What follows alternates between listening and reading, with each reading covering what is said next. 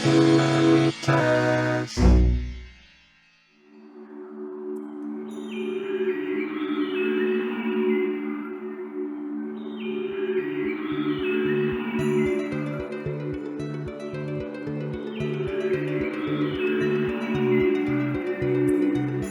Hello, everybody, and welcome to another episode of the Hilaritas podcast, brought to you by Hilaritas Press.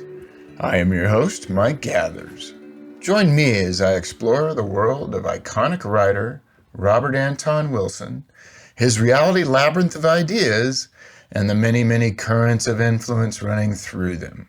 Visit us at hilaritaspress.com/podcast for show notes, links, and past episodes. And help us find the others by subscribing, commenting, rating, reviewing. You know what to do. It helps more than you might think.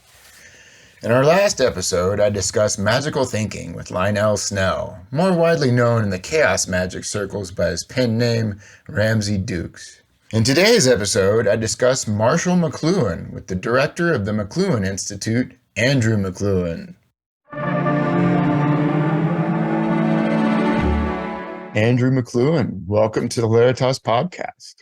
Thank you very much. So tell me if I've got this right. You are the eldest son of Eric McLuhan, the eldest son of Marshall McLuhan. Is that correct? So far, so good. Awesome. And you run the McLuhan Institute, which does a variety of things. It sounds like the one I caught my attention first was archivist, I think. Yeah, it's a bit of an umbrella term. It's a thing that I formed just about 5 years ago now. You know, like a bit of an umbrella, a net, something to catch all these different things that go on here, which is managing our archives that my dad kept, making those archives and teachings available, accessible, and then my own work in study and research and taking things forward as best I can. Cool. It sounds like you've been brewing up a newsletter and just completed an online class, if I understood correctly. So the newsletter is supposed to drop October 1st, Okay. Digitally and physically. I committed to doing a year's worth of monthly physical newsletters that I'll mail out on the 1st. But then I'll also, I don't like paywalls. I think information needs to be out there. So basically the same information that I'm putting in the mail out newsletter, subscription newsletter, I'll also release over the month in 4 installments to give you a bit of an incentive or a reward to, supporting the work I'm doing by buying a copy of the physical newsletter. And then you also get something cool to hold on to and put on your shelf. I don't think a stack of PDFs looks as impressive on your shelf as a stack of newsletters or books. But so yeah, the newsletter is coming along, and I think it's going to be great. McLuhan.substack.com if you want to sign up for that. And then the class, in fall 2020, I started doing an extended unit on understanding media, Marshall's 1964 book. And I was only going to do the first 7 chapters, 7 of 33. But my students halfway through basically said, well, you got to do the whole thing, right? So it ended up being 36. I did a couple classes at the beginning just to provide context for Marshall McLuhan and how he came to study technology and culture and how he came to write this book, Understanding Media, in 64. And then so all in all, it ended up being 36 3-hour classes, which is a lot. And I did it the way through, and some people joined in later. Other people got interested along the way. So I'm actually 1/3 the way through the second time around. So yeah, I have a new group of students, and we're going to start part 2, probably beginning of October as well. And if you're interested in that, well, I guess sign up for the newsletter. But I offer the class through grayarea.org, which is a really cool institution in San Francisco. Nice. We'll be sure and make those links available in the show notes to get everybody tuned in, everything you've got going on. Yeah, thank you. Well, as I mentioned, I was listening to you on another podcast, and you recommended the Playboy interview with Marshall in 1969 as a good place to start. And as I mentioned to you before the podcast, I started reading that when we started discussing this. And I get about 5 pages in, and then I kind of fade out. And then the next time I get about 5 more pages. And so slowly digesting that, it's really seems like it's something that I could study for a long time. Well, so So now I'm actually questioning whether that is a good place for people to start. It seems a bit of a difficult place to start. I have been trying to wrap my head around McLuhan for a while. Maybe I had the wrong sources, but I've really struggled to get things, particularly. And I think I got too hung up maybe around this hot and cold media business. And as Mhm. I'm learning more now, that seems like it might have gotten me off track, just trying to understand what that was all about. But this Playboy interview has really helped me feel like for the first time I get a feel for the man and what he was talking about, and it resonates a lot. You So know, I've discovered a lot of people approach Marshall McLuhan's work as if it were an academic text. Like people think understanding media is an academic textbook, but it's not. I mean, there's no mm, footnotes. There's few citations. It's written in a much different tone. It wasn't written as an academic text. It doesn't try to be. It shouldn't be approached that way. And secondary sources are a very limited help because they don't tend to approach the work in quite the right way either. I've discovered, and partially doing this course helped me with this, but I've discovered the best way to approach it is to approach it as if it were poetry, because it is a kind of poetry. Poetry doesn't need to rhyme. It works on resonance and it works on condensation. Poetry is condensed thought or word or language. mm, And you don't sit down and read a book of poetry just cover to cover. You take your time with it. You maybe read a couple lines even and pause and look at the structure and how the words and ideas play off each other. And really, I found that's the most fruitful way to read McLuhan's work because in the end, the meaning comes from you. It does help to approach it a little bit obliquely or poetically, at least. interesting. What strikes me is when we talk about the alphabet and how it brings, or the phonetic alphabet and how it brings this linearity. Poetry, as you're discussing it, almost seems like a way to try to break that linear trance in a way. Um, Exactly. Well, this wow. was one of Marshall's major challenges: is how to get his thoughts and ideas and things across with the constraints of the phonetic alphabet, right? So, Hmm. in a certain sense, that's actually not the best way. How do you make nonlinear thinking relatable in a linear fashion, which is what you're doing when you're trying to do this by the written word or the typed word or whatever. So a lot of people actually prefer to listen to speeches of Marshall McLuhan or Mm. interviews, things like that. And in fact, one way that Marshall approached that problem was he stepped back from writing and moved more toward dictation. In the writing of Understanding Media, it actually began as a report delivered in 1960.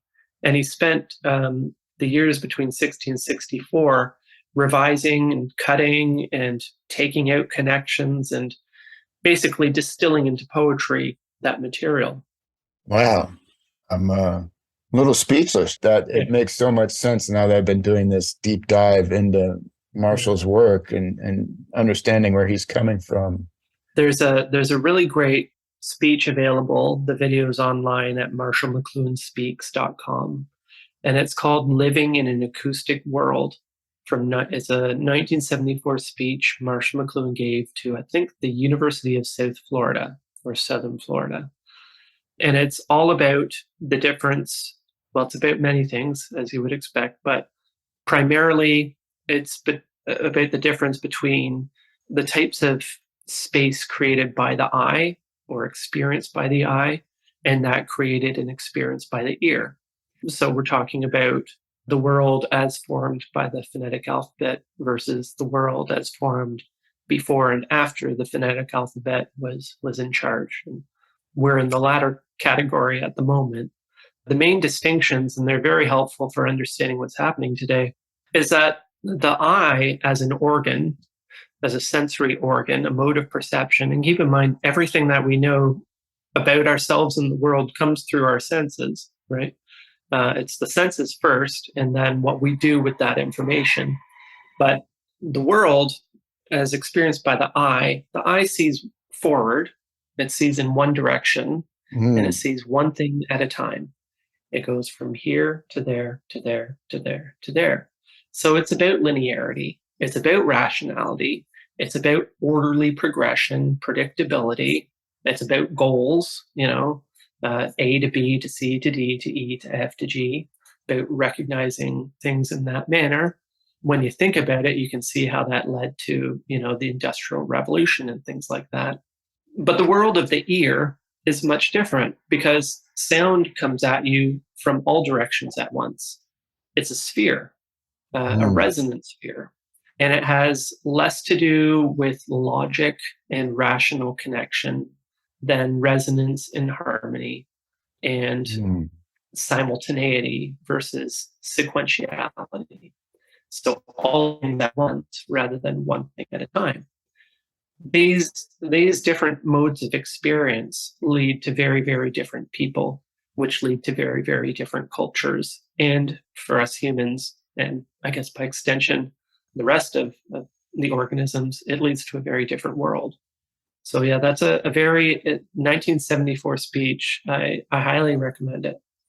Okay, So you just went into a lot of what I've been wrestling with. So I like the way he put it is that there was three major technological revolutions, I'll call them, and the first was the phonetic alphabet. And so what that did, being a very visual medium, but also kind of before we had maybe images and what we call ideograms, where there was a kind of a visual image that represented a word, and then the phonetic alphabet switched to these kind of abstract characters. And that's such a huge difference because the phonetic alphabet took away the meaning from the symbol, which is huge. Huge. Right. One of the words you focused on a variety of different things when we switched to it's not a switch, I guess, but there's a sensory imbalance, right? Where by going to the phonetic alphabet, we're moving from acoustic space to visual space. But another way to say it is it's just the whole balance of how we use our senses changes, and that changes us. Exactly, and that's one of the foundational principles which Marshall discovered, I guess, or synthesized and operated on, is that our senses, all our senses, and there are dozens of them really, aside from just the conventional ones we think of, but they all exist in a kind of balance with each other and a ratio among them. When you affect one sense, you affect them all necessarily. He knew this for actually decades before he actually came across or was directed to the work of a French guy by the name of Jacques Luciran. Jacques Luciran was a prominent figure in the French resistance, World War II. And he wrote a book called And There Was Light. One day at the Center for Culture and Technology in Toronto, somebody came by and said, Dr. McLuhan, I just translated Understanding Media into Braille. And I thought you should know, at the same time I was working on this book, And There Was Light by Jacques Luciran, and I think you'd be very interested in it. Marshall checked it out, and sure enough, it's a first-hand account by Mr. Luciran of how at age 6 or so, he became suddenly blind.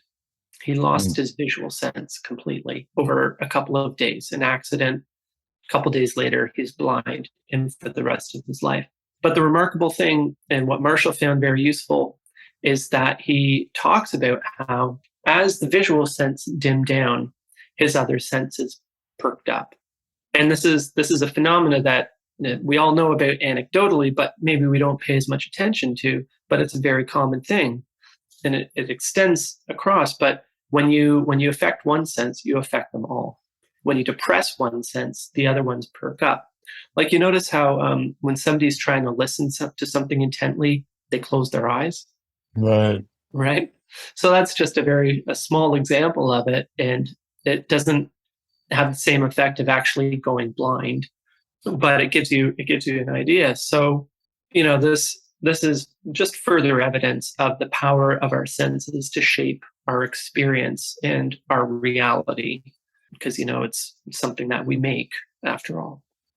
Right. So the idea then that our new media technologies change our sense ratio and thus change our consciousness, as I understand it. That'd be fair. Yeah, they change our consciousness, they change our experience of reality, our experience in our image of ourselves, so our identities. And, by extension, they change our cultures. They change everything. Mm. So we create this new technology, and then this technology then changes everything about us. Yeah, or as Father Culkin said, we shape our tools, and thereafter our tools shape us.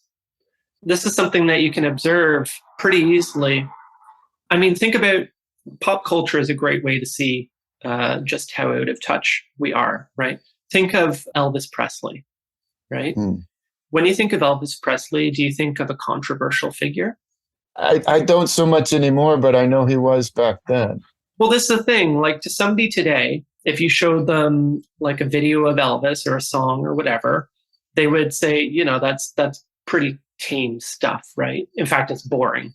When Elvis was new and big, while he delighted the young, he horrified the old. Yet So today, it's pretty benign stuff. And the reason is that he appealed to the tastes, the aesthetics of the generation of that time that were kind of coming up, right? The generation whose senses and tastes and preferences had been molded by a particular technological soup, yeah.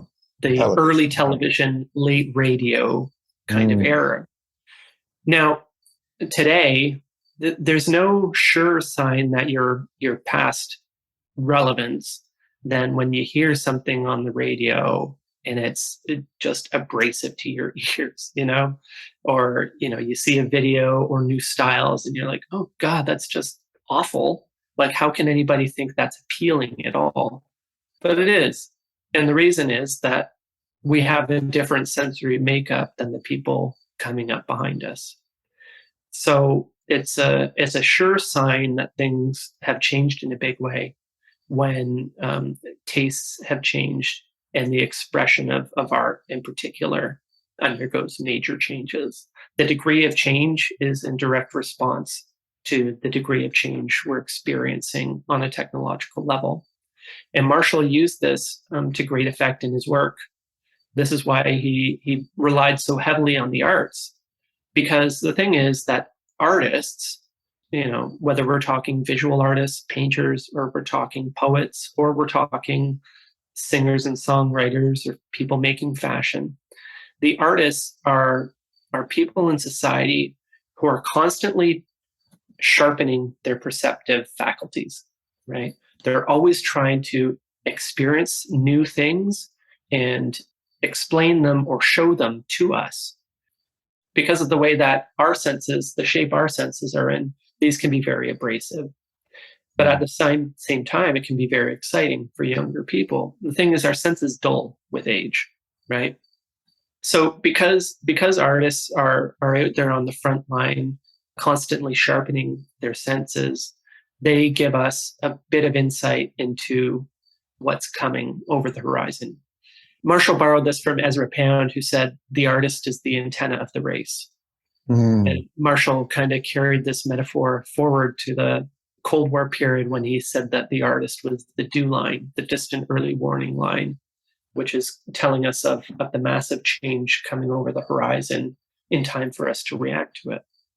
Yeah, what I got is that we are all immersed in this media technology to the extent that it's really invisible to most of us. And the artist just more in tune and aware of their surroundings and their circumstances and their culture. This is what's behind the medium is the message, right? As Marshall says, we've always been more changed by the nature of the technology than the use to which we put it. Another word for medium in this context is environment. He said it's Mm. the environment created by technology that changes people more than the technology itself. So it's kind of an environmentalism. That's why they developed this term media ecology to describe, how we might do something about that. Because ecology, well, my dad said ecology is not a spectator sport. If Mm. if all we did in terms of our natural environment was study how bad it's getting out there in terms of climate change and industrial pollution and everything, if we never actually did anything about it, our life expectancy isn't looking too good. So the same thing goes with technology. It's like we have to actually take an active hand in creating a better environment for ourselves. Marshall McLuhan believed that this was something that was quite possible. He said, we can think things out before we put them out. I Mm. tend to agree. A part of what gives me hope is that human ingenuity knows no bounds. And now you might say that the road to hell is paved with good inventions, but I think it might also pave the road out, because I think human ingenuity gets us into this mess mainly through ignorance, or not caring or not wanting to know. But I think if we put ourselves to the actual problems, I'm very confident that we can design ourselves out of these situations as well. Is that what you would refer to then as applied McLuhanism? I don't know if that's Yeah, the right. Okay. So, as I understood it, Marshall originally felt that we really couldn't predict the effects of these technologies, and therefore we obviously couldn't control them. But he later changed his mind on that. yeah, that's really interesting. In the early 1950s, he was of the opinion that the forces at work are too great to be truly understood, or controlled. But something happened which changed his mind, and that's interesting. What actually happened was he spent a couple of years in very, very deep study, and he turned the opinion around and believed that, in fact, these processes can be understood and can be, done more intentionally than otherwise. Where do you see that at right now? My mind is going in all kinds of different directions. Like when you talked about the artist, I thought about the media people are producing on social media and how it's kind of changing and evolving as we've moved from Instagram to Snapchat to TikTok. And there's a certain form or shape or structure that each one of those media imposes Mm. on the content, and I can't really interpret where that's all going, but I'm just wondering. I'm wondering what you're seeing with social media and smartphones, obviously being not obviously, but maybe being kind of the cutting edge of media technology today, and Mm. where that's taking us, or where's the potential to shape the future here. Well, I'm not sure that smartphones are the cutting edge anymore. I think that's things like AR and VR on the horizon, or closer than the horizon, closing every day, are going to change. I believe our reliance on that device we all currently have in our pockets. They haven't quite figured out the right way to do it yet, because people don't want to walk around with VR headsets on, and or AR glasses even, all the time, things like that. So they have some work left to do, which hopefully will give us a bit of time to consider what the consequences might be. People who developed the iPhone were not considering what 2022 was going to look like. Our reality today, where we're so beholden to these devices. If you were to, I do this fun exercise with kids, where we look at the service and disservice environment that accompanies the smartphone. All the things it takes for, our cell phone networks to be there, all the support services like the power lines, the industrial, all the all the parts, all the natural resources, all the manufacturing, all the education, all the technology, all the things that create a structure that supports it, and then our reliance on it, all the things we do with it. We wake up in the morning because it's beeping at us. We go to bed at night by the gentle glow of the screen. And especially with kids, it's like how they interface with reality and with their friends and everything. And we go through this exercise where we kind of map all that out on a big board, and they see how everything is kind of enmeshed together and part and parcel. And then at the end of it, I say, okay, now imagine you wake up tomorrow, and keep in mind, this is like grade 5 students, okay? Like 10-year-olds. I say, now imagine you wake up tomorrow and your smartphone doesn't work, and it's never going to work again. This is not a glitch. This is the future, right? And the audible gasp and the silence that accompanies it, because it's all they know. A 10-year-old doesn't know about a world without these things, run on these things, right? It's all they know. And the horror of, well, I don't know how to do literally like anything except maybe wipe my butt, like it doesn't, they can't process that. But this reveals just how much these things have taken over and how much we've given them. It's not even that they've taken over. It's like we've handed it over to them, right? So I think what technology companies need to do is they need to do that exercise before they ship it. So they need to think, okay, well, how could we account for these things and, maybe design to mitigate some of these things before it happens. I think that's entirely reasonable thing to do. It's also not something any of them are likely to do voluntarily. Right.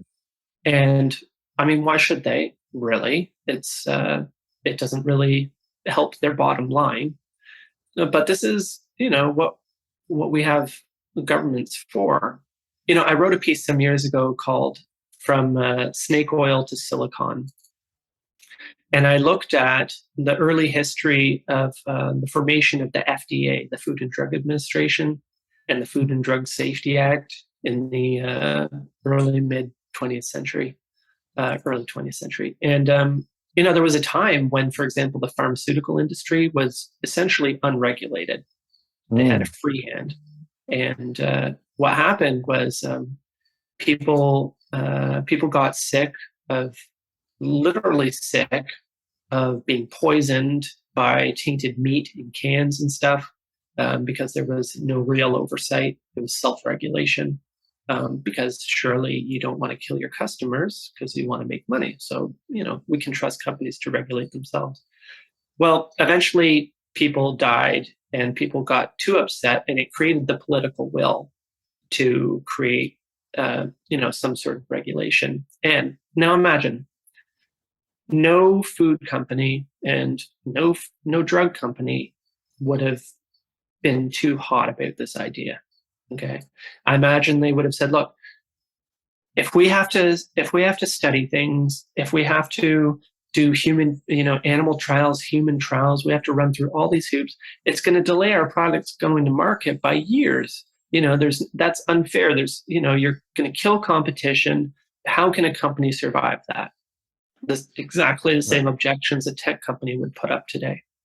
But is Pfizer or Bayer hurting? What does their bottom line look like today? Are they worse off because they have to go through all these hoops in order to make sure that their products are, and this is the threshold, safe and effective? No, they're making more profits than they ever have, but we're all better off for it. And I think until we come to that kind of threshold with our technological services, quote unquote, there's not going to be the political will to do anything. And I bet you if we did it in 50 years, we might look back, if we're still around, and say, gee, maybe we could have done that a couple decades earlier. And tech companies aren't going to be hurting. And I think we'll all be better off for it. I'm feeling like I'm too in the thick of it, or I don't know. I'm just having trouble understanding. Let's say we did come to that point where we regulated technology in Yeah. the way we're talking about. What would you see as an action from that? Like, what would be something the government could regulate that would be for the greater good of us all? You know, this is the difficult thing. And I use the FDA or the pharmaceutical or the food companies as an analogy, but it's not a perfect analogy because Sure. the threshold in pharmaceuticals and foods is this simple phrase, safe and effective. And what does safe and effective mean in terms of technology?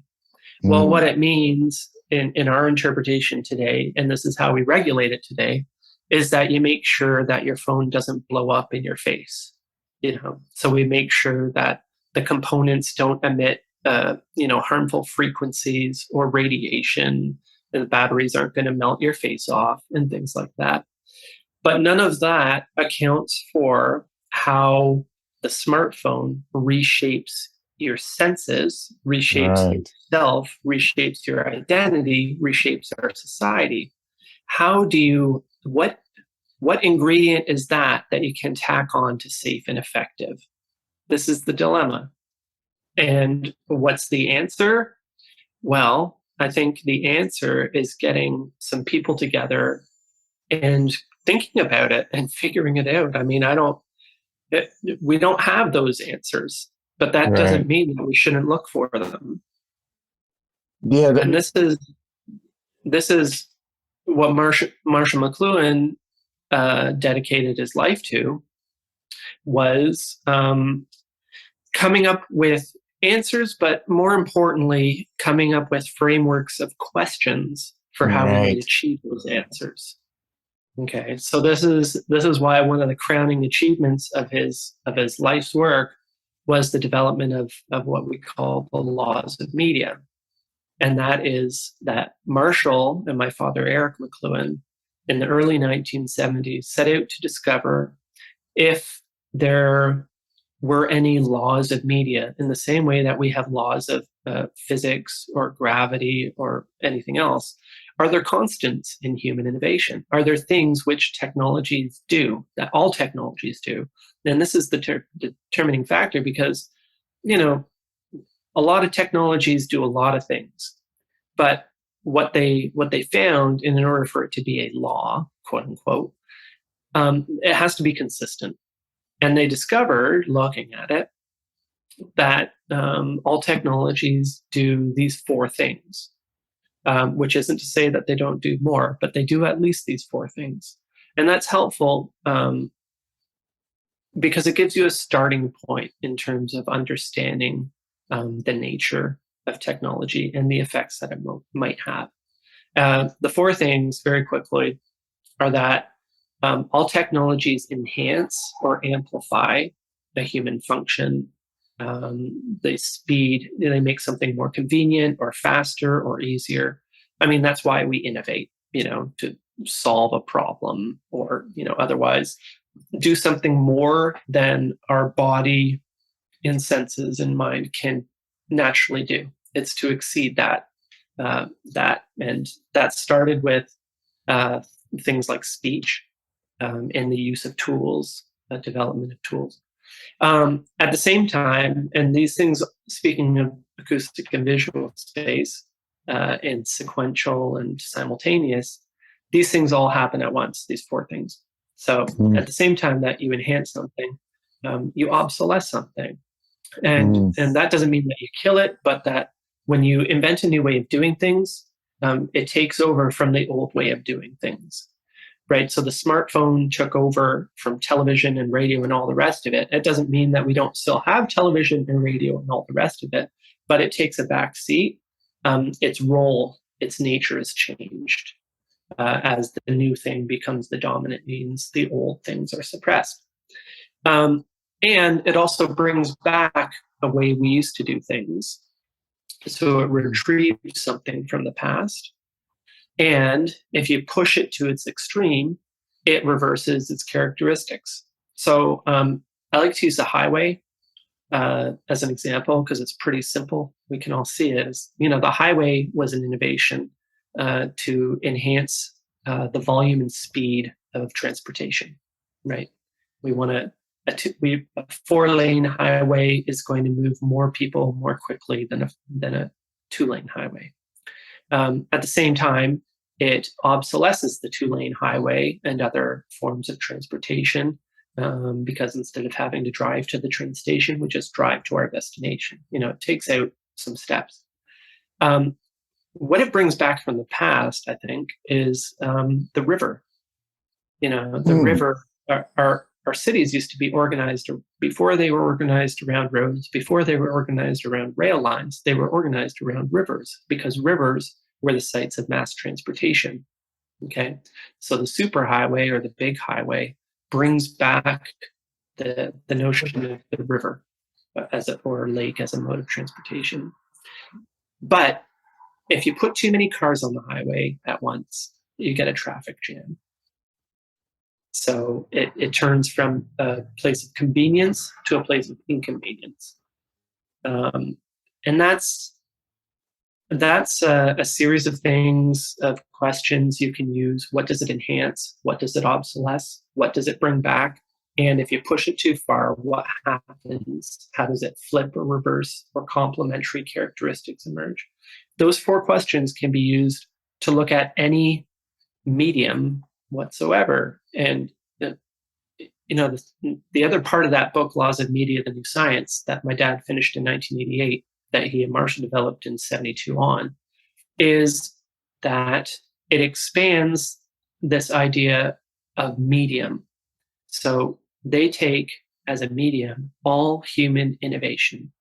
Anything that a human does or makes, any innovation is a technology that has these kind of revolutionary consequences. So that's one major difference and a huge contribution of McLuhan thought to the study of media, is taking it from simple communication into everything that humans make or do, as technology and innovation as an area of study. It's a bit of a difference. Yeah, really expands it quite wide, but the idea that technology reshapes our senses, and when we look at applied McLuhanism, it seems like looking forward in the future, his first thing is we need to be aware of how the media is shaping our senses. Yeah. And the impact of what a reshaped sensory balance would be. And then if I'm looking at it, we can use kind of these laws as a framework to look at that. It's a starting point. Right. It's the blessing and curse of our age, that we live in this period in which technological change happens so fast that we don't have time to adjust. The fallout from that is you just have to look around, even look into your own life if you're willing to do that. But this is also the blessing. So Marshall, mixed blessing, but Marshall liked to bring up Bertrand Russell, who I believe said that if we only raise the temperature of the bath water by a degree every hour, we wouldn't know when to scream, right? And the thing was, a few hundred years ago, the rate of technological change was much slower. With a slower rate of change, we're less likely to notice it because we're more likely to adjust to it, right? And that's a ratio that holds. The less time there is to adjust, the more time there is to make adjustments, I suppose, to notice things.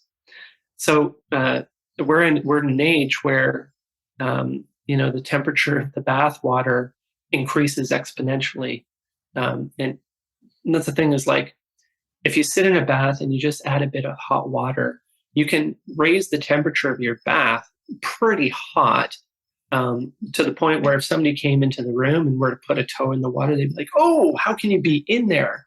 Right? But you become adjusted to it. Yeah. So this is the paradox of our time and the opportunity of our time, is that we're able, it's no coincidence that Marshall McLuhan came up with this stuff in the 20th century, not in the 17th century. We weren't culturally in a place to be able to understand these things any earlier than we have. And I'm actually this is the other reason I have a lot of hope is, Marshall McLuhan first said the medium is the message in the spring of 1958, and he was actually making a comment to a group of radio broadcasters who were scared shitless about television, and Marshall was trying to tell him, television isn't going to kill you guys. It's going to take over. It's going to change what you do. So you really don't need to panic. You just need to adjust. The medium is the message. But people thought he was crazy. The medium is the message is the message. And one interviewer said to him, Dr. McLuhan, why isn't the message the message? And he said, to this comment of what a medium is, where would you look for the message in an electric light? The message of the electric light is a city factories that can operate 24 hours. The message is all the things that electric light enables. It's not, the little things that we do with them. The medium, the environment created by these technologies is the message. And you know what? Here's what gives me hope. In the 50s, in the 60s, in the 70s, come on, McLuhan, the message is the message. Even today, you'll get people saying that's just stupid. The message is the message. But I can have a conversation with a class. I can give a little talk and show some examples of Marshall using the medium as a message. And people are like, well, yeah, obviously, the world that was created by the smartphone is much more a determining factor than what I'm tweeting on a daily basis. The medium is the message. It's obvious now. And that gives me hope because I think we're getting to a point culturally where we can recognize not just that we need change. We all know that. We all feel that. It's as existential a threat as climate change, and we all know it. We're all stressed out and anxious as hell, and we don't know who we are and what our bodies are and what anything means. I think we're now in that position where we're willing to face our part in creating that mess and maybe either holding other people accountable or holding ourselves accountable to do something about it. Just the fact that we're waking up to the need seems huge. It's huge. Yeah, it is. And I was reading before our interview just about how it's that acute change. I mean, you can just see it when you think about it, when he talks about his 3 revolutions, starting with the phonetic alphabet and then the printing press. And you can see those, as getting exponentially more and more, but all of a sudden you hit to the telegraph. First of all, just to me, the brilliance of noticing that the telegraph was the advent of the electronic revolution. It's something I'd never considered before. Mm-hmm. It seems very insightful, but then how just exponentially we're going from there with, TV to radio to TV to smartphones and internet and so on. And the crazy thing is the period of time in which that has happened has been so compressed. It's wild. Yeah, I grew up. I remember my elementary school got Apple computers when I was in 3rd grade. Wow. And as I was going through college in the early 90s, I started getting into Usenet, and then I think the Mosaic browser launched right as I was graduating, and so on and so forth. And now I have to ask my kids how to help me set up something. So it's I feel like it's starting to pass me by. Yeah. Well, the thing about it is, and I have kids who are 6 and 8 years old, and the thing about it is, the barrier for entry. It's no doubt that literacy is dying because the barrier for entry between a book and a smartphone is laughable. How much training does it take to be able to read a book? How much training does it take to be able to use a smartphone? Any 2-year-old can be handed a smartphone, and I see it happen all the time, and just about instantly be able to manipulate it and use it and do stuff with it. A book, a book takes a lot of work to be able to use. So very, very different order of things. And to get the benefit of the book, i.e., what happens to you as you're trained how to read and write, that patterning on yourself and your senses, how you think, how you react. It takes years to soak that in, and it happens just about instantly with a smartphone. This is the challenge of literacy now, and why literacy doesn't run things so much anymore. I'm still, I get where you're going because I've been studying this, but when you say literacy is dying, there's a part of me that just finds that really shocking. And even with the smartphone, we see how much the phonetic alphabet is still part of the phone and how we use it. But at the same time, I could see how that is fading out pretty quick. Right. Emoji is a pretty good indication. Emojis. I was thinking of meme culture and there's still that too. Phonetics in there, but it's almost like that's like an ideogram, a fragment, a visual. And not even emoji, but look at when you text somebody or even write an email or something or comment on something. You have to be adding like 3 exclamation marks and like LOL and all this stuff, because we need the phonemes aren't enough. They're too ambiguous, and we can't handle that anymore. It's uncomfortable, very uncomfortable. We can't take it. So we have to exclamation, ha ha ha, LOL, string of emojis, in order to make ourselves feel better and make sure we're not being misunderstood. Right. Creating some nonverbal context around the fragment. Well, we mentioned augmented reality. Are there other technologies that you see that are emerging that have the potential to drastically shape our sense ratio? Is that mostly what catches your eyes as a McLuhan scholar?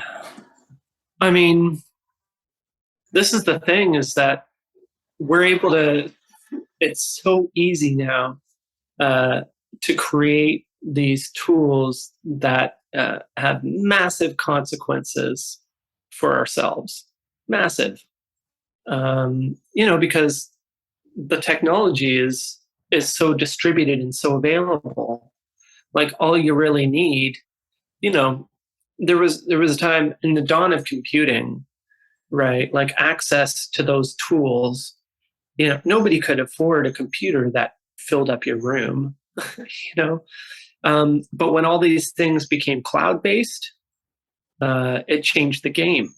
Now you can start a technology company in your garage with a couple of computers because you can rent server space. It's all cloud-based stuff.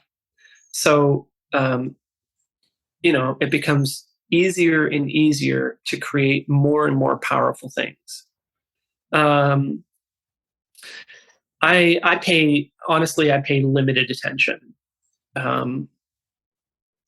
People pass stuff on to me because, hey, check this out, check that out. Really, my mission here is to preserve and conserve the work of my father and grandfather and make it available, make it accessible. And when accessible in 2 meanings of the word, just so people have access to it, but also to make it, understandable if I can. So that's why I'm speaking to you today, because it's part of how, hopefully through dialogue, we can reach mutual understandings. We can use these tools to help us, change the way we think about things. Because, as my dad said, media ecology is not a spectator sport. I'm not an academic. I'm not interested in publishing papers in journals. I'm interested in, as I said, it's so easy. Any idiot can change the world. Changing the world unintentionally is pretty easy. Changing it intentionally for the better, then we have to figure out what that means, is a much more difficult prospect, and kind of what I'm trying to do or help. It sounds like, well, what stands out to me is just raising awareness, which we talked about, but just raising I thought awareness. you were going to say grandiose, but all right. Oh no, not at all. I wish there was more. Really, we've been covering on this podcast a lot of the big influential thinkers, and McLuhan is just blowing me away right now about how resonant it is with my own thoughts and where we're going and how technology shapes us and how we can, well, just what we've been talking about, just raising our awareness about how technology does shape us is going to lead to just further paying attention. How is this going to affect us, and where is this going to lead us, and should we think about this before we do it, kind of things. It's really remarkable. Excellent. And it seemed like McLuhan, it gets a little mystical, and I actually wrote this quote down. He talks about I have to find my notes here. Instantaneous feedback to the point of global telepathy, in a way, when we're just further enough along on this electronic revolution to where we're all kind of tuned into each other. And I think the interviewer says that sounds a little mystical, and he says mysticism is just tomorrow's science dreamed today. Yeah. And well, keep in mind that understanding media, the subtitle is The Extensions of Man. Understanding media, the extensions of man. And this was how he defined what a medium is. It's an extension of some human aspect, ability or faculty, right? An extension of ourselves. That's that part of the tetrad, the amplification or extension. That's what media are for, what they do, what we create them for. And in understanding media, he said, so this is what we do as humans, is that we externalize all our abilities in order to amplify them. And so, something is, speech, externalized our thought, our communication, so that we could, more easily talk to each other. And then, adding that electronic or with writing to be able to move beyond, my mouth to your ear. I can write something and send it further, and then electronically we can call each other and talk across the globe, or what we're doing now. It's all this cascading thing, and leading to, cutlery and cups, which, we don't have to use our hand under a tap or to scoop water out. We make a cup, and, we've gradually been replicating all our human functions outside of ourselves, outside of our body. And what Marshall said in the introduction to Understanding Media is we're rapidly approaching the final phase of the extensions of man, which is the simulation of consciousness, where the human act of knowing will be, instantaneously experienced around the globe with all people and things. We haven't gotten there yet. Yeah. And, Marshall is very careful. If you look carefully at what he's saying he's not a cheerleader for this stuff, and he's not a doomsayer either. And this is an important distinction. He said, whenever you talk about something, people assume you're in favor of it. But in my case, the opposite is almost always true.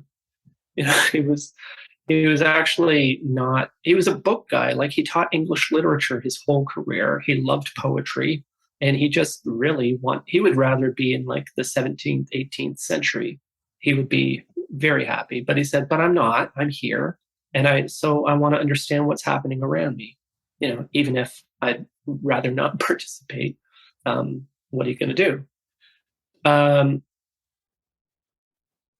but yeah, so as far as what's coming next, we haven't quite got there yet. Some people think this thing called the singularity might be approaching it, or the Internet of Things is somewhat a bit about this.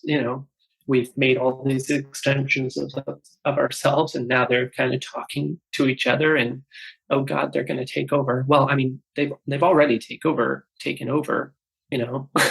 Take a hard look at what the smartphone has created, and tell us that technology hasn't already taken over. Like, tell us that didn't take over with the printing press. Panic doesn't help anybody. And this is Marshall's point is, he said, understanding is not a point of view. He said this in Understand Media too.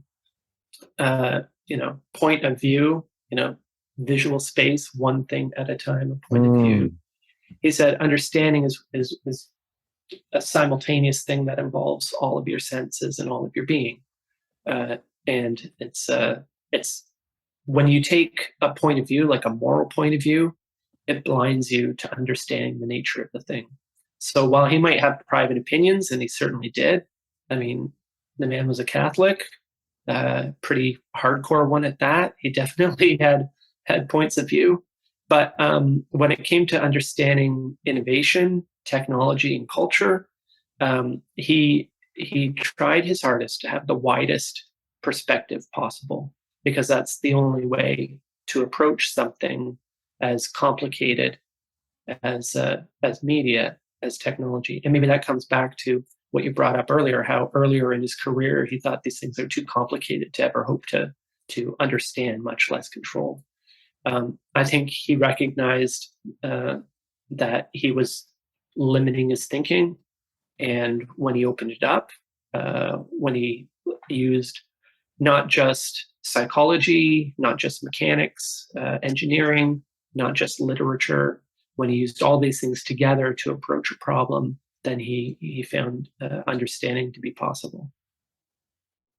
So almost like multiple points of view to understand the problem. There's something about that point of view which really emphasizes like that specificity of visual space right there versus the more gestalt acoustic space. My mind's going in different directions with all this. But it's amazing. He knew this rapid change. He predicted it, or maybe he just saw that it was already happening, creating an identity crisis, which was going to lead to the prospect for violence, which is, I think, basically the world we're in today. But, well, I'm going to read this quote because it's really far into the future, but it's really quite beautiful, I think.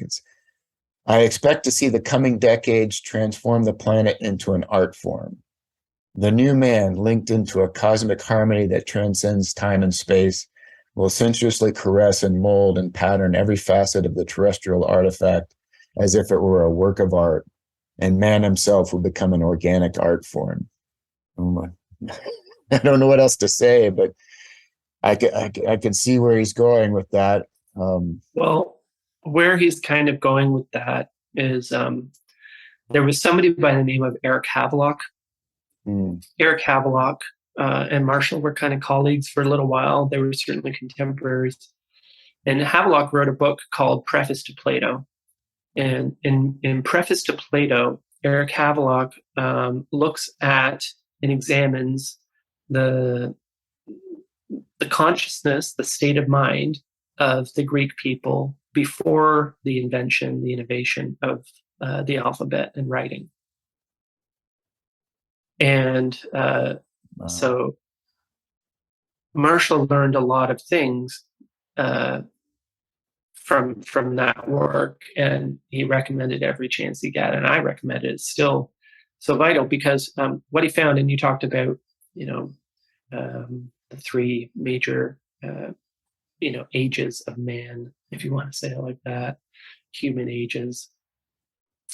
Um, Marshall found that the description of the world experienced by the pre-literate Greeks, very much like the description of our world today in a post-literate condition. And again, just like TV didn't kill radio, it didn't kill print either. It's still here, but it's not in command. It's not running things.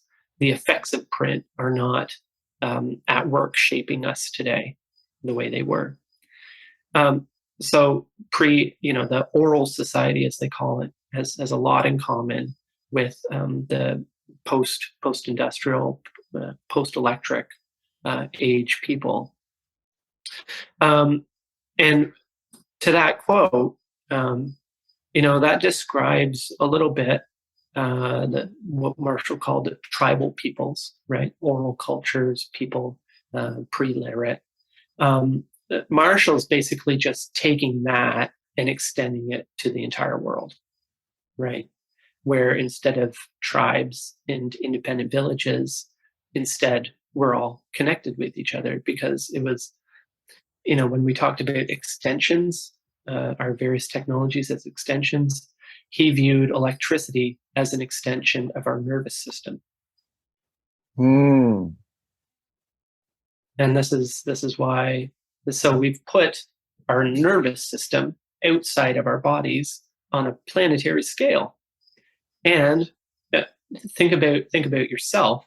What would happen if you took your sensitivities, your nerves, and put them on the outside of your skin rather than on the inside? It would be very uncomfortable. and that, to say the least, and that accounts for a lot of things. We're very raw. We have not the protections that we used to. It's hard to encounter something and not react, right? It's hard to have any kind of objectivity, to stand aside from something, to act without reacting. All these things. Right. No, I'm getting like, I think it's not uncommon for folks to think of the internet as a global brain, but now we're talking about the electrical grid as kind of a global nervous system. Yeah. Wow. And so It's a this, lot. yeah, this electrification is also the words that come to mind is that I saw used is retribalization, but yet the retribalization is somehow different. It's not like we're just going back in time to tribal man, and in fact, he talks about taking what we've gotten from this phonetic printing press age, and taking that with us as we move forward. Yeah, I mean that's why I say it has a lot in common with. Retrieves that, but in a different form. It's going to necessarily be different because we're different today, and our world is different.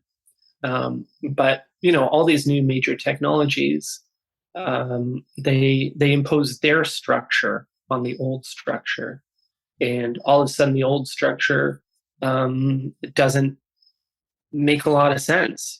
Doesn't seem right. Like it's pretty obvious in the U.S. because the United States is an interesting example. It was formed on the book, democracy. Look around, compare an American city with a European city, and just superficially, it's pretty obvious that in the American city, you've got everything laid out neat and orderly on a grid Right. and everything in its place, whereas the European city is like all over the place and kind of, a whole mess range of things. It's not by logic but by resonance and all these things. American democracy too was founded on print, on the speed of print. The whole notion of us electing a person to take our interest to Washington because we couldn't possibly all go there, that's kind of not the case anymore. We don't need to hire somebody to delegate our authority to for every little thing, when we can be there by the phone or by the click of a mouse or anything much more easily. One of the difficulties with making change is that regulation moves at the speed of print, law moves at the speed of print, and innovation moves at the speed of light. How can the two things hope to keep pace? But by the time we come up with laws to do things, things have already progressed well past that. So we have a lot of challenges. But again, I think we're pretty smart people, and if we put our minds and our best intentions to it, I think we can probably turn things around at least a little bit. Why not give it a shot? Exactly. What strikes me is we talk about tribal man. Well, the word I would use is like the collective. And then as we moved into phonetics and the alphabet and the printing press, we moved towards the individual. And it seems like we're moving towards some kind of amalgamation of the individual within the collective, this retribalization. So, because there's something about the individual in the industrial society, but yet the individual has a certain amount of conformity that the industrial society imposes on it. And he seems to see a world in which there's a tribal collective that allows for great individuality and creativity. It's quite a tension there. Yeah, I just again wrapping my head around all this and visualizing what it looks like and seeing how we'll get there. It's very exciting. Well, there's a lot here, and understanding is rarely an instant thing. It's a process. When I was a kid, and I understood that, my grandfather was a little different than other kids' grandfathers because people seemed to know who he was, Yeah. Yeah, that was kind of a weird thing. So as a teenager, I tried to read Understanding Media, and I didn't get very far, so I gave it up as a bad job, kind of started a punk rock band and all the rest of it. I was more interested in poetry. And then in my 20s, I wanted to give it another shot. So I read Understanding Media again, or tried to. And I got further. But still, just like, what? No, what? I don't know. Anyway, went and did my own thing. And then in my early 30s, because people always ask you, oh, you're McLuhan, Marshall McLuhan. Yeah, so what does the medium is the message mean? It's like, I don't know, read a flipping book. Why are you asking me? Why are you asking me? Right? It's like, I'm just the grandson over here. I didn't ask, I didn't volunteer for this. Anyway. But in my 30s, maybe I was mature enough or had enough under my belt, and I grew up around the stuff. Following my dad around and helping him in his travel and speeches and stuff, it made sense for the first time, and something clicked. And if you've ever had an epiphany, if you've ever been reading something or doing something and all of a sudden something clicks into place, that feeling like, oh shit, oh man, okay, whoa, like that's a powerful experience. I think that's a uniquely human experience, and what a wonderful thing it is. But it's also addictive.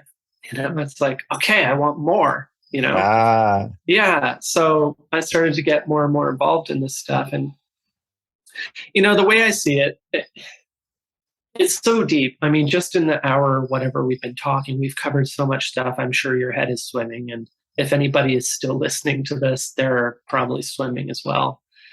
It takes time. It takes time. And we don't give ourselves the time anymore. There's one reason I love living in the country here. I live between farms.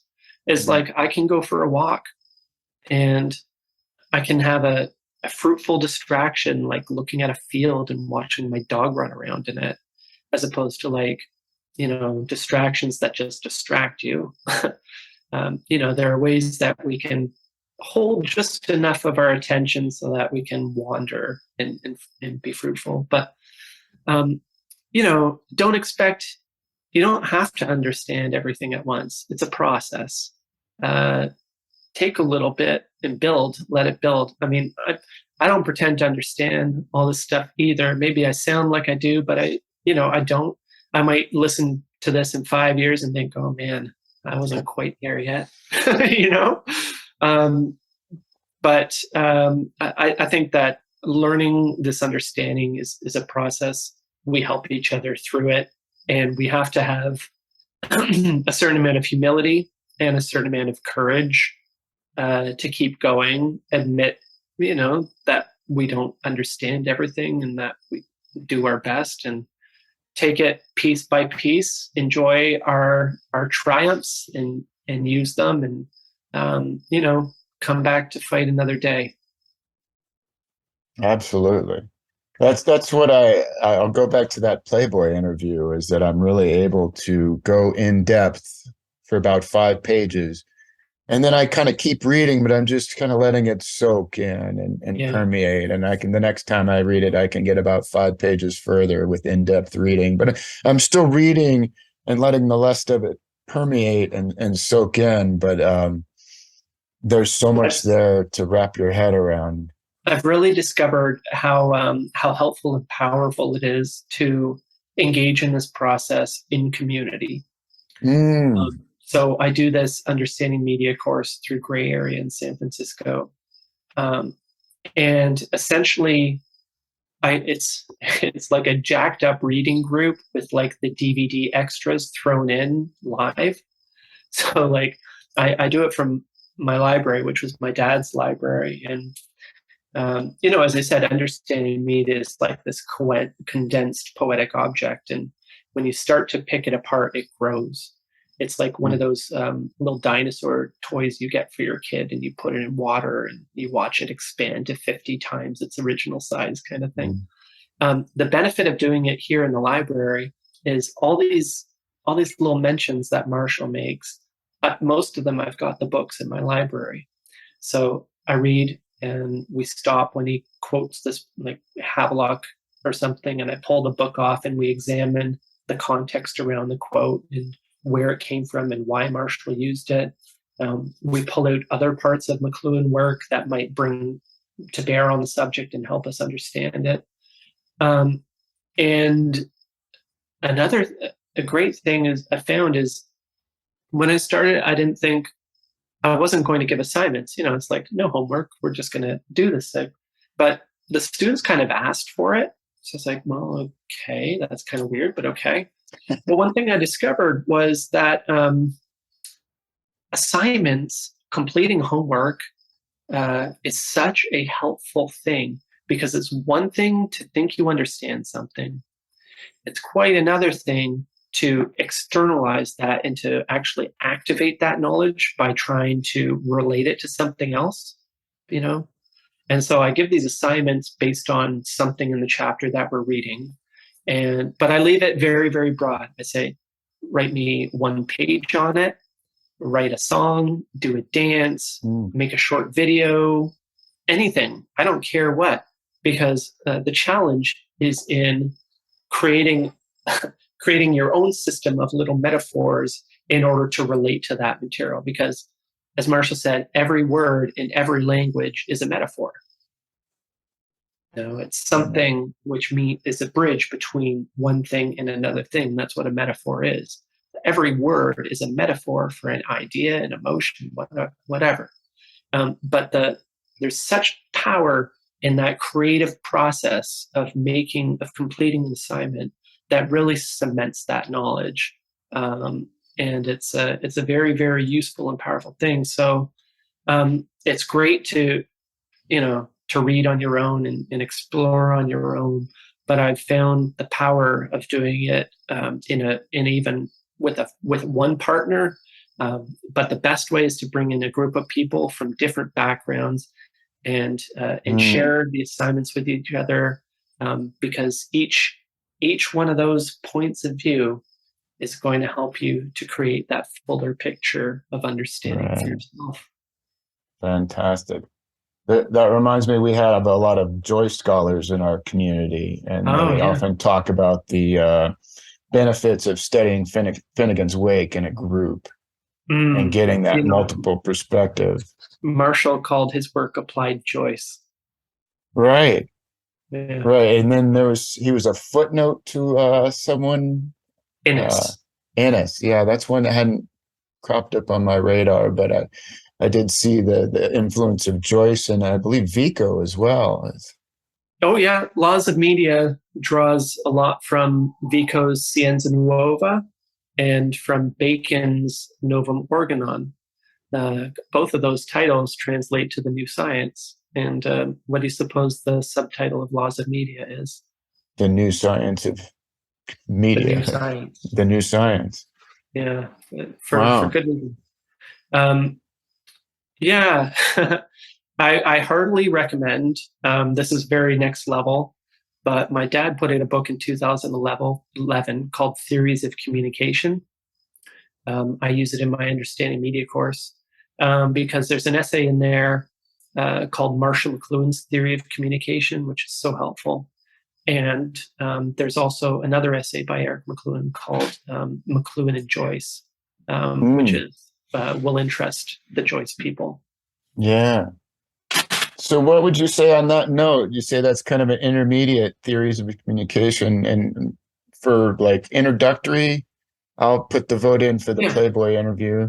Really a great way is go on YouTube and type in Marshall McLuhan and watch some of the interviews. The interviews, probably, maybe some speeches. It's a lot of fun to watch what they call the Norman Mailer Marshall McLuhan debate. Marshall was really something. He was so witty and clever, but fast thinking. Like, he thought on his feet, and it was like a chess player. He was always a couple moves ahead of everybody else. And it's really funny. He also had this uncanny understanding of the medium that he was in. If you read Marshall McLuhan in print, if you watch Marshall McLuhan being interviewed, you're encountering different McLuhans, because he's very much molding his output to that form. The Mailer, McLuhan-Norman Mailer debate is a great, if you can step back and pay a little bit less attention to what's being said and watch how Marshall is behaving. It's funny because Norman Mailer is like getting more and more worked up and upset, and Marshall is getting more and more relaxed and chilled out about it. It's really something else. Interesting. Yeah, there's a lot of great stuff. This is the privilege for me in having somebody like Marshall McLuhan as my grandfather. He died when I was just over 2 years old.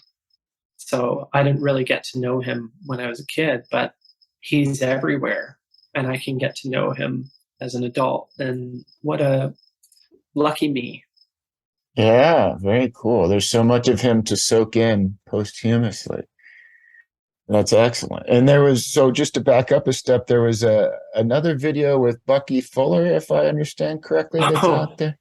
There's a really fun recording of Buckminster Fuller, Marshall McLuhan, and W.H. Auden on a panel together discussing television. And one of my favorite bits from that is Auden says, he's a playwright. He says, I don't have a television. I wouldn't dream of having one. And Marshall says, well, you merely suffer the consequences without enjoying any of the benefits.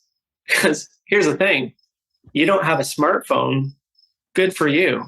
You Right. still live today where our society is ruled by the smartphone. So you don't need to have one to feel its effects, To live to in the live with its smartphone world. consequences, right? Wow. That's why the medium is the message. Yeah, I mean, it's a bit apocryphal. The supposed story is that it was a typesetter's error, and it came back and said massage instead of message.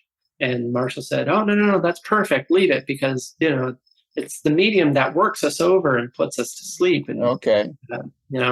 Marshall Marshall kind of used Eliot in Understanding Media when he said that content is the juicy piece of meat used by the burglar to distract the watchdog of the mind. And what he meant by that is that the more we get obsessed with the content, the less we pay attention to the environment. Right. Right. Yeah. So it's the That's why distraction. media literacy is of limited use, because if you take away content, media literacy has very little to talk about. Media literacy is all about what somebody's trying to manipulate into doing, what their agenda is, how they're doing it, what their objectives are, how that's influencing your purchasing decisions, your political decisions, Right. all of that. And that's helpful. That's important. It's good to know. We should know that kind of stuff so that we can not be taken advantage of so overtly. But all of that stuff is beside how the media is reshaping us by nature of the environment it creates. And then just along those lines, would you say understanding media then is kind of I don't know if masterwork is the right word, but kind of the graduate level studies here? Definitely. Okay. Understanding media and then laws of media. Laws of Uh, media. Understanding media, although laws of media was written very much for an academic audience, kind of unfortunately.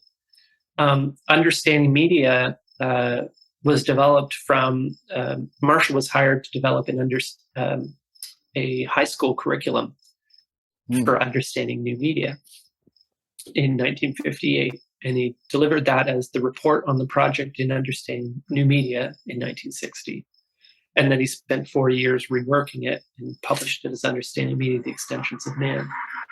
And it's, the title actually says it, Understanding Media. It suggests that we can actually do that. And it goes ahead and tells us how. If you look at the book, it's 2 parts. If you look at the table of contents, part 1 is 7 chapters, part 2 is 26. And you may notice that there are 26 letters of the alphabet, and you might find that significant. You might also notice that there are 7 liberal arts and 7 chapters on the first part. The part 1 is 7 chapters giving us tools, perspectives, ways of looking at and understanding the nature and the effects of technologies. Part 2 is 26 chapters, taking those tools and applying them to specific technologies like clothing, like housing, like print, speech, radio, television. Automation is the final chapter. So understanding media, here's how. It's a bit of a guidebook, but it's disguised as a bit of poetry. And there's a reason for that. It comes back to the process of insight and understanding. It forces you to be part of that process because you have to unpack so much. Unpacking just means being involved in the creation, right? Some assembly required, right? And when you're involved in it, like when you complete the assignment, you become part of that process and it becomes meaningful in a way where when things are written out that leave little for you to do except consume it, it's not as generative in terms of helping you to come to understanding. And that's why, like with Finnegan's Wake, read it now and read it next year, and you'll have different outcomes. I've read that book now several times. I've taught it all the way through once, and I'm coming through a second time, and I'm still learning more from it because there's so much room for you to be part of the process of making that understanding. Powerful. Any questions? I hope so. Boy, I'm out of questions at this point. I probably have plenty, but where can we find you on the internet? I have a website, McLuhanInstitute.com. It's pretty basic. Big thanks to my brother-in-law, Scott, for what's there. One of these days, when I have some money, I'll have to hire somebody to help make it an actual thing. The newsletter is, I'm hoping, going to be a pretty cool thing. That's on Substack. Maybe I've got tmitm.com, and that might turn into something one of these days soon. TMITM stands for the medium is the message. Yeah, TMI, the McLuhan Institute. Too much information. We like to have a bit of fun here, of course. Plays on words. Yeah. If you go to the McLuhanInstitute.com, it has links to, I put a lot of things on Twitter and Instagram. I have a Patreon account that I should probably attend more to if I want to, get some things done. I'm pretty easy to find online, or mail me a letter. Okay, we'll make sure and get all those links in the show notes. And this class you're teaching on understanding media, it's in the middle. It sounds like you're about to go through like a second phase of. Yeah, so it's divided into 3 parts. Part 1 goes through part 1 of the book, those first 7 chapters. And then parts 2 and 3 of the course tackle the rest of the chapters. But because it's 26 chapters, so we do 13 at a time, take a break. So that should be starting hopefully early October. Part 2 for this fall. Check out, if you sign up for grayarea.org's newsletter, you'll get a notice when it starts. And is that something that's open to anyone? Yeah, definitely. No experience required. My students tend to be from all around the world, and I have all kinds of people, just like from Uber drivers to professors emeritus, like everybody, people who are intrigued by the work and want to try and understand it more, come in, and we kind of make that happen together. Nice. All right. Well, Andrew, this has been fantastic. I deeply appreciate your time. I really enjoyed the discussion. Any final words? So I'll end with this. It's really hard to slow down. But when we slow down, the quality of our experience changes. You have to stop to smell the roses, right? It's hard to get much from them in passing. It's like I use kind of the example of going to the post office. When I lived in the town nearby, I could walk to the post office. It's about a 5-minute walk. But the difficulty was that, I'd run into Pat, and then I'd run into Julie, and, to be polite, you want to catch up, you stop and say hi, and 20 minutes later, you might get to the post office. Or I can hop into my car, and I can be there in 2 minutes and get the mail and go home. But the quality of the experience is much different, even if the object and the outcome is sort of the same.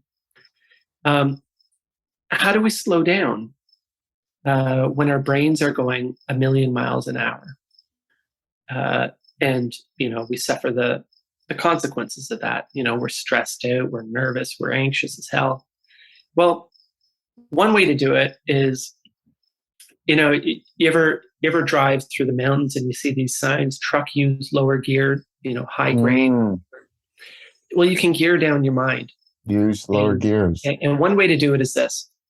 For example, I can type about 80 words a minute, and I can write about 40. They're different exercises. They'll both have the same sort of object, but the nature of what you produce will be different. And the thing is,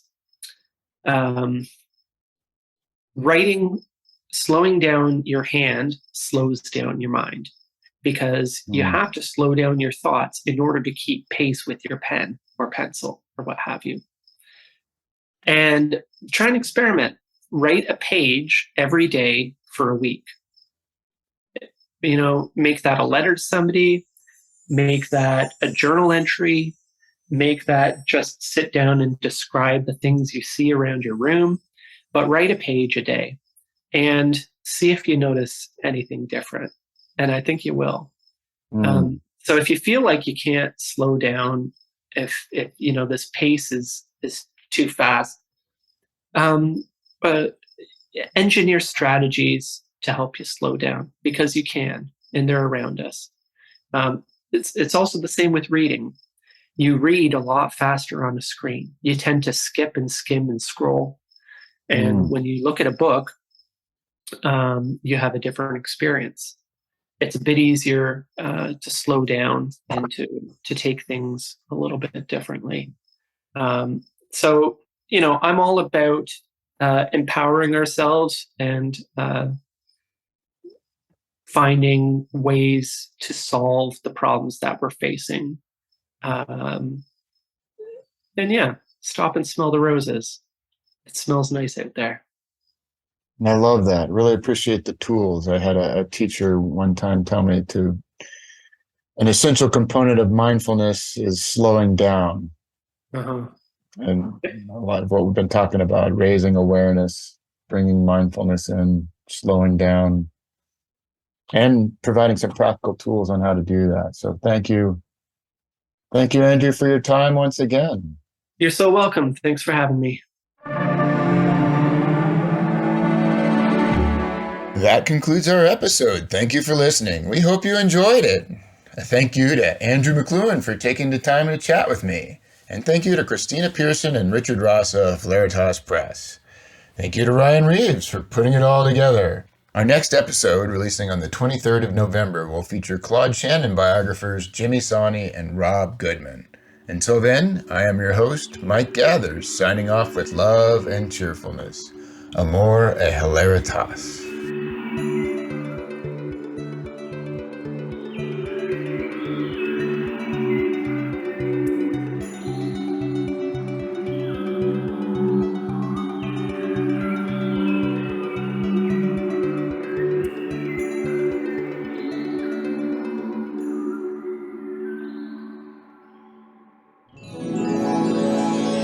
Hilaritas.